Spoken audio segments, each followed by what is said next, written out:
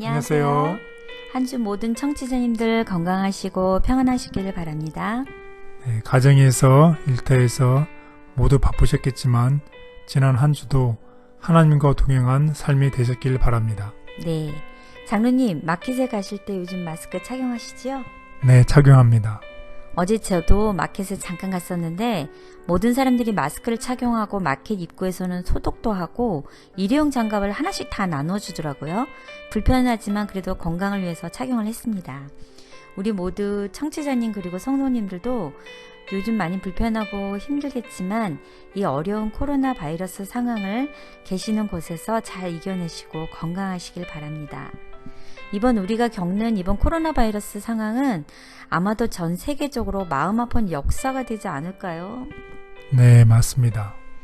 이번에 저희 교회도 사랑하는 성도 두 분이 돌아가셔서 교우님들이 또 많이 같이 마음 아파했고 또 일상적인 우리의 삶도 다 마비되어 교회, 학교, 심지어 직장까지 갈 수 없었던 상황이 이렇게 오랜 시간 지연되는 것이 참 답답하고 안타까운 생각이 많이 들어요.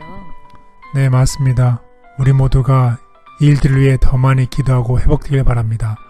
집사님, 그래서 오늘은 역사로서의 성경 공부를 통해 모든 분들에게 믿음과 용기 그리고 희망을 가질 수 있는 교과 공부 시간이 되었으면 좋겠습니다. 네. 그럼 이제 제10과 역사로서의 성경 교과 공부를 시작해 보겠습니다. 네, 오늘은 제10과 역사로서의 성경에 대해서 공부하도록 하겠습니다. 나는 너를 애굽 땅 종 되었던 집에서 인도하여 낸 내 하나님 여호와니라. 출애굽기 20장 2절 말씀. 네, 오늘 역사로서의 성경을 배우고 있는데요. 오늘 기억절에서 오늘 공부 내용과 관련된 키워드가 어떤 것이라고 생각이 되시나요?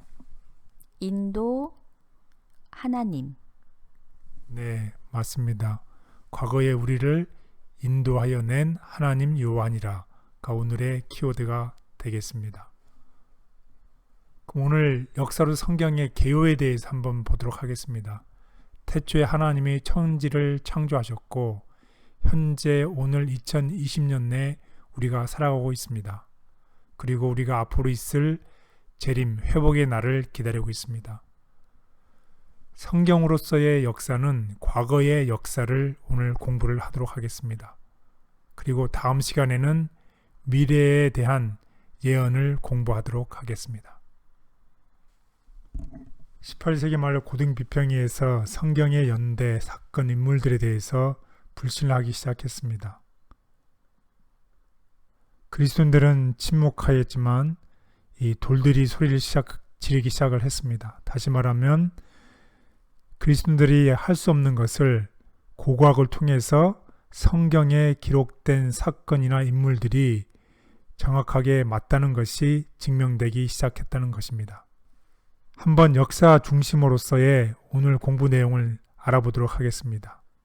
먼저 다윗과 솔로몬 왕조에 대해서 공부를 하겠습니다. 이거에 대해서 실존 인물이 아니라고 사람들이 얘기를 했지만 고고학에 의해서 다윗과 솔로몬이 실존 인물이라는 것을 증거를 하게 되겠습니다. 두 번째로는 이사야, 히스기야, 사렙이라는 사건을 통해서 성경이 기록한 것이 정확히 맞다는 것을 알아보겠습니다. 그리고 다니엘, 느부갓네살, 바벨론의 이야기를 통해서 성경이 또한 맞는 것이라는 것을 증거하도록 하겠습니다. 그리고 예수님, 가야바, 빌라도의 얘기를 통해서 예수님의 실존 상태를 알아보도록 하겠습니다. 또 아울러 믿음 중심으로서의 역사에 대해서 알아보도록 하겠습니다. 우리 믿음의 선조들인 에녹은 아담의 6대 자손이었습니다. 에녹과 노아가 있었고 또 믿음으로 따라 산 아브라함과 사라의 이야기가 있었고 또 믿음으로 따라 산 요셉과 모세 그리고 라합, 삼손의 이야기를 들어보도록 하겠습니다. 그리고 현재 우리는 어떤 결심을 해야 되는지 다 같이 공부를 해보도록 하겠습니다. 첫째 날 다윗과 솔로몬 왕조에 대한 이야기입니다. 어떤 사람들은 다윗이 실존 인물이 아니라고 의심하기 시작을 했습니다. 오늘 공부의 내용을 보면 유다의 지파의 자손인 다윗이 있었고 다윗의 아들인 솔로몬이 있었고 다윗의 후손이 되는 예수님께서 태어나셨습니다. 만약에 다윗을 부정하게 되면 다윗이 살았던 수도 예루살렘도 없는 것이고 부정하게 되는 것이고 또 그의 아들 솔로몬이 지은 성전도 부정하게 되는 것이고 또 다윗의 손자가 되시는 메시아이신 예수님의 존재도 부정하게 되는 것입니다. 하지만 다행히도 2007년도 고각 발견에 따르면 키르벳 케이아파야라는 위치한 곳에 사울과 다윗 시대의 군사 도성이 발굴이 되어서 성경에 존재했던 다윗이 실존 인물이라는 것입니다. 그래서 유다의 지파의 다윗을 통해서 예수님이 태어남이 증명이 되겠습니다. 성경을 신화로 보면 성경에 등장하는 인물들의 역사적인 실존을 의심하게 되지만 여러 고고학의 증거는 오히려 그것의 역사성을 더 확고하게 입증해 준다. 신앙의 파선자들, 그들이 이것을 자연 법칙으로 설명할 수 없기 때문에 성경의 역사는 믿을 만하지 못한 것으로 간주된다. 구약과 신약의 기록의 신뢰성을 의심하는 자들은 한 걸음 더 나아가서 하나님의 존재를 의심하게 되고 그들의 닻을 놓친 채 불신의 바위에 파선하도록 버려진다. 가려 뽑은 기별 3권 307. 아버지, 타락한 인류 가운데 한 사람을 선택하시고 그를 통해 한 민족을 이루셔서 그들로 하여금 메시아에 대한 소망을 품고 구원의 복음을 온 세상에 전달하게 하신 기이하고 특별한 역사에 감사드립니다. 아멘. 둘째 날 이사야, 히스기야, 사네립 이 세 사람의 이야기가 나옵니다. 이사야는 선지자였고 히스기야는 유다의 왕이었고 사네립은 그 당시 강국인 아수르의 왕이었습니다. 한번 기억절을 다 같이 보도록 하겠습니다. 히스기야 왕 14년에 아수르 왕 사네림이 올라와서 유다의 모든 견고한 성을 쳐서 취하니라. 아수르 왕이 라기스에서부터 랍사게를 예루살렘으로 보내되 대군을 거느리고 히스기야 왕에게로 가게 하매. 이사야 36장 1절 2절 말씀.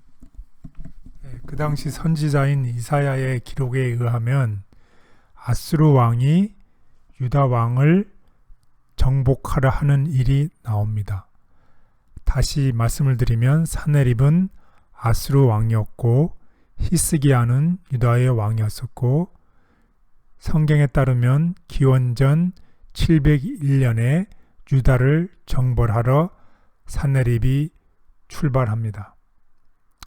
그래서 최근에 발견된 그 사네립의 연대기에 의하면 튼튼한 성벽을 가진 46개의 소도시와 그 인근의 무수히 많은 마을들을 포위해서 정복하였습니다.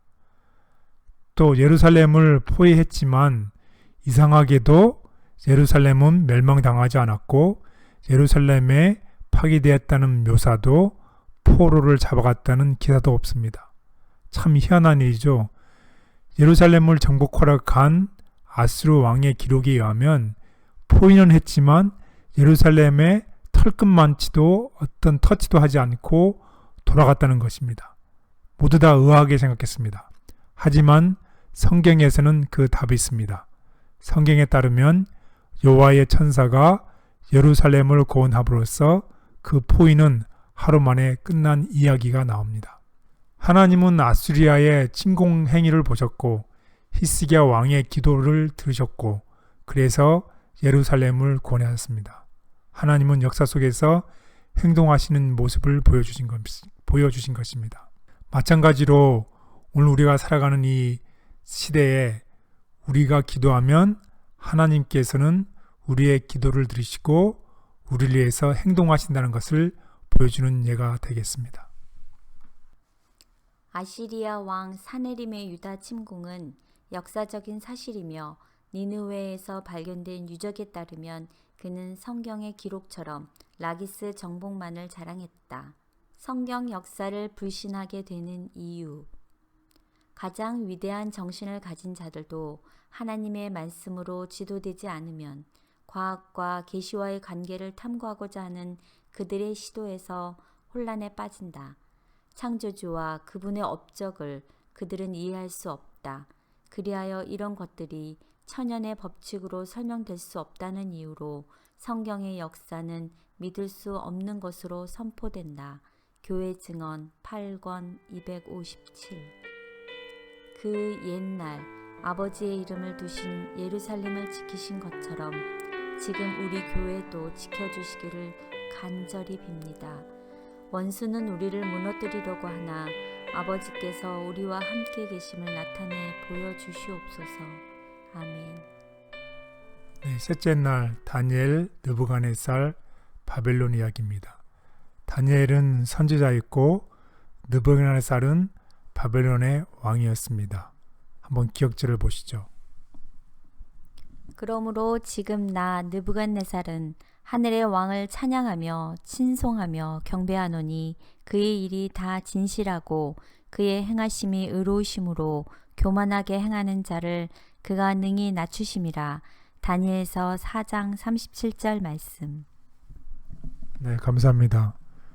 오늘 공부는 바벨론과 느부갓네살 왕이 성경에 기록되어 있는데 바벨론의 고고학적으로 발굴을 통해서 밝혀졌던 것이 성경에 기록되었으므로 성경의 기록이 진실됨을 말씀드리도록 하겠습니다. 바벨론은 300개 이상의 사원과 화려한 왕궁을 갖추고 있었고 또 성벽이 이중성벽으로 되어 있었는데 그 두께가 4에서 7m의 두꺼운 도장으로 되어 있었습니다. 그리고 그 성벽 중간에는 8개의 성문이 있었고 각 성문에는 바벨론 신의 이름을 따라 불렸습니다. 그리고 독일인에서 발굴된 이스타로 문이 있는데 왼쪽에 있는 그림을 보시는 것처럼 이 문은 베를린에 있는 페르가몬 미술관에서 복원이 되었습니다. 그리고 밑에 있는 그림처럼 한 사람을 덮치고 있는 거대한 사자 형상이 발굴 과정에서 출토가 되었고 또 다니엘서 7장 4절에 보면 바벨론은 독수리 날개를 가진 사자 묘사로 되어 있는데 오른쪽 그림에처럼 사자 형상으로 되어 있습니다. 고고학의 발굴에 따르면 다니엘 시대의 바벨론 관원의 이름은 실제로 존재했었고 바벨론은 다니엘의 예언처럼 여러 면에서 사자로 상징할 만한 도시였다. 불신을 조장하는 사탄의 책략. 나의 종, 이스라엘, 여호와의 종이라는 말은 어떤 특정한 사업을 하기 위하여 주께서 택하시고 정하신 어떤 사람을 의미한다. 비록 택함을 받은 어떤 사람들이 느부갓네살처럼 주님의 뜻을 알지 못할 수도 있지만 주께서는 그들을 그분의 뜻을 이루는 종으로 삼으신다. 교회 증언 9권 138. 포로였던 유다 백성들에게 그들을 정복한 왕과 민족들로부터 이스라엘의 주께 굴복하는 고백들을 듣게 하신 하나님의 이름을 찬송하며 지금 우리의 삶을 통해서 여전히 승리하시기를 간절히 원합니다. 아멘. 예, 넷째 날입니다. 역사로서의 예수에 대해서 알아보도록 하겠습니다. 예수의 실존 인물에 대해서 의심하는 사람들이 있는데 예수님 시대에 가야바라는 사람이 있었고 빌라도라는 사람이 있었습니다. 가야바는 대제사장으로 예수님을 죽이는 음모를 꾸미도록 조장을 했습니다. 그런데 1990년도에 예루살렘 남쪽에서 12개의 유골 단지가 있는 가정묘 하나가 발견이 되었습니다. 오른쪽에 있는 그림처럼 예수님의 죽음과 직접 관련이 있는 이 대제사장 가야바의 묘와 유골 상자였을 것이라고 믿는 것입니다. 따라서 가야바가 실존 인물임을 증명하게 되었습니다. 또 빌라도는 티베리우스 황제 치하에 있을 때의 유대 총독이었습니다. 그런데 1961년도에 카에사레아 마리티마 극장의 한 돌에서 본디오 빌라도의 이름이 적힌 명각이 오른쪽 그림처럼 발견이 되었습니다. 이렇게 그리스도의 죽음을 둘러싸는 핵심 인물들이 역사에 의해서 고고학에 통해서 입증이 되었다는 것이죠. 따라서 이러한 고고학적인 발견과 역사적인 자료들은 예수님의 실존에 대해서 성경 밖에서 추가적인 근거 자료를 제공해 주는 일이 되었습니다. 성경뿐 아니라 고고학과 역사는 예수님의 죽음과 관련이 있는 본디오 빌라도와 가야바뿐만 아니라 예수님의 역사적인 실존까지 확인해 준다. 이해하기 어려운 그리스도의 겸비.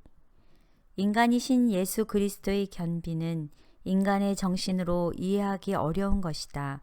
그러나 하나님의 말씀을 믿는 이들은 세상이 창조되기 이전에 주님의 신성과 그분의 존재하심이 실존했다는 것을 결코 의심할 수 없다. 가려법은 기별 1권 243.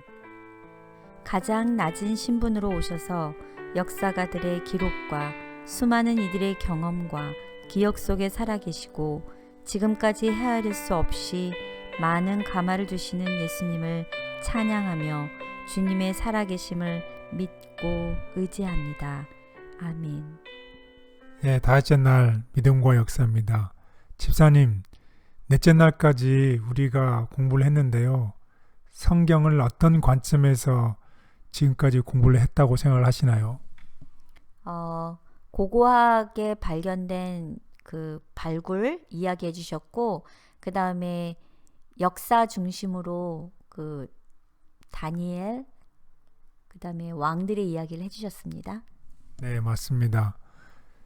고고학을 중심으로 해서 고고학에 나타난 증거를 통해서 성경에 나타난 사건들이 실질적임을 배웠습니다.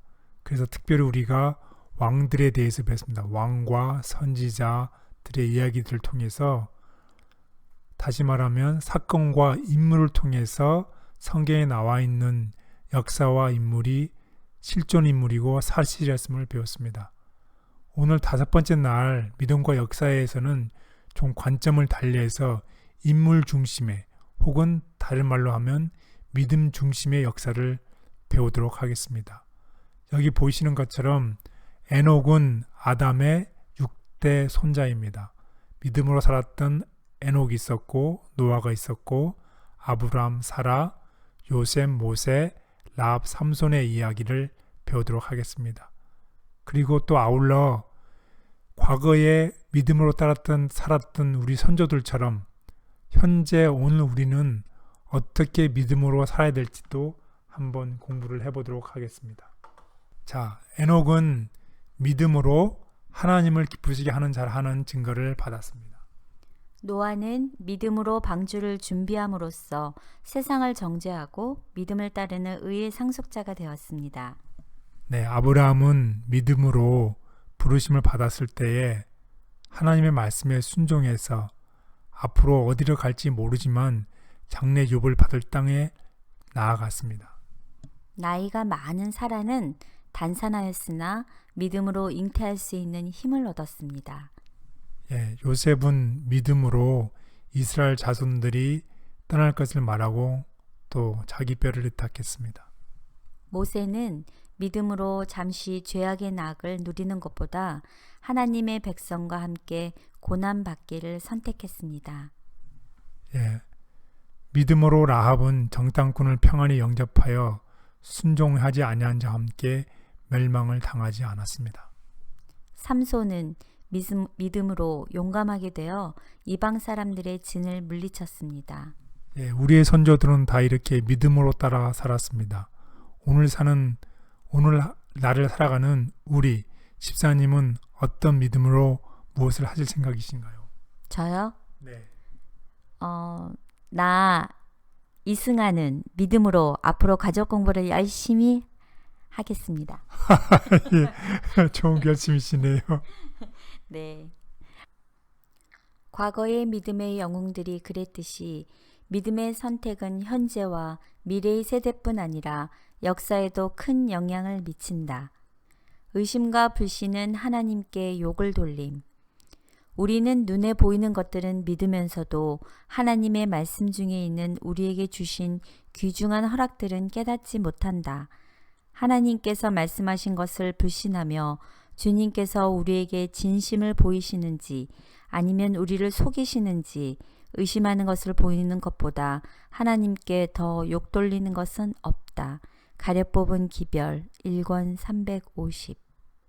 네, 오늘 공부의 요약입니다. 오늘은 우리가 성경을 역사로서에 배웠는데 한 관점으로서는 사건과 인물 중심으로 성경을 역사의 관점에서 보았습니다. 또 다른 관점은 성경은 믿음의 사람들의 역사라고 할 수 있습니다. 그래서 믿음의 역사의 관점에서 또한 배웠습니다. 성경은 통째로 하나의 역사라고 할 수 있습니다. 성경의 진술은 역사적인 사실에 근거하고 있으며 때로 우리는 일반 역사나 고고학을 통해서 그 진실성을 확인할 수 있습니다.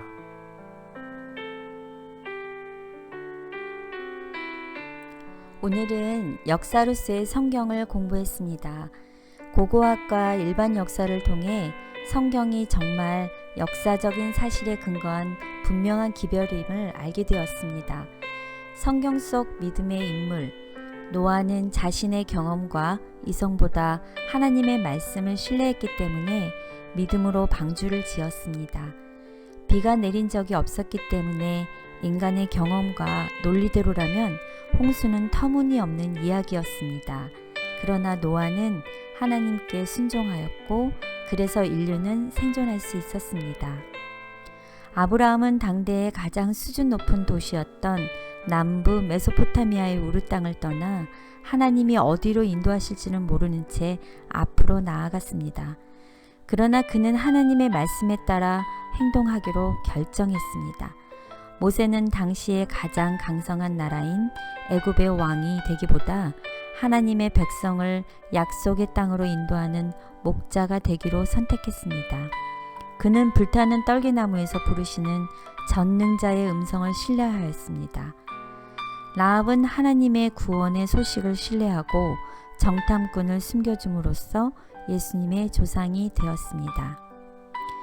이러한 믿음의 역사를 들을 때에는 재미있고 흥미스럽지만 나 자신이 그분들의 믿음을 이어서 역사를 계속적으로 끝까지 지켜야 하는 사실은 좀 어렵고 부담이 되는 것 같습니다. 성경이 전하는 믿음의 역사를 이어가기 위해서 오늘 우리는 어떤 선택과 결심을 해야 할까요?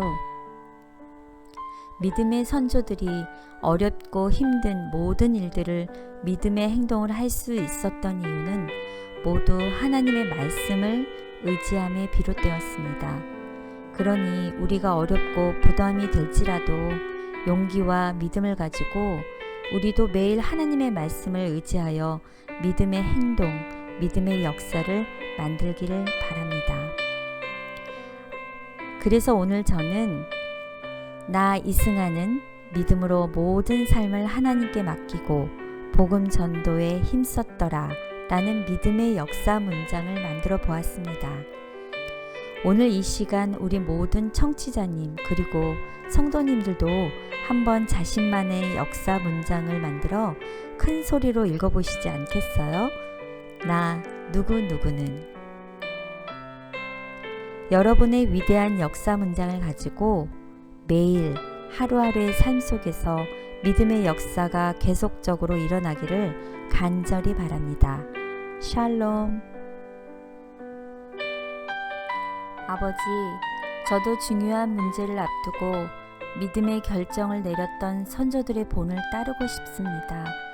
주어지는 결과를 모두 아버지께 맡기고 단지 가야 할 길로 나아갔던 믿음의 발자취를 따르게 해주시옵소서.